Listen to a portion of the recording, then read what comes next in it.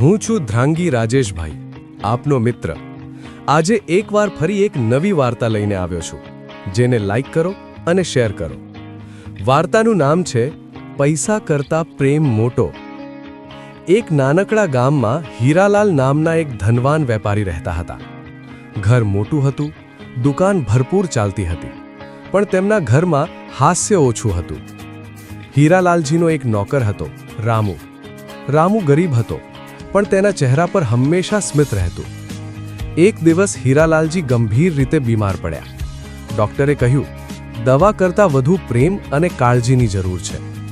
ઘરના લોકોને પૈસાની ચિંતા હતી, દવા મોંઘી હતી, પણ સમય કોઈ પાસે નહોતો.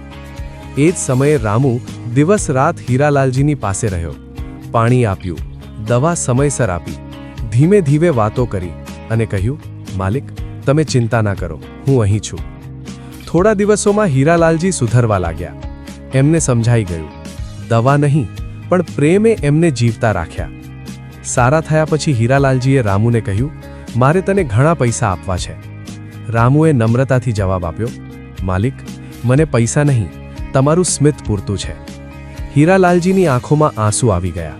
એમને કહ્યું, આજે સમજાયું, પૈસા કરતાં પ્રેમ ઘણો મોટો છે. તે દિવસથી હીરાલાલજી માત્ર વેપારી નહીં પણ સાચા માનવ બની ગયા. એમણે ગરીબોની મદદ શરૂ કરી અને પ્રેમથી જીવવાનું શીખ્યા. આ વાર્તા પરથી મિત્રો શીખ એ મળે છે કે પૈસા બધું ખરીદી શકે, પણ પ્રેમ નહીં. પ્રેમ જ માણસને માણસ બનાવે છે.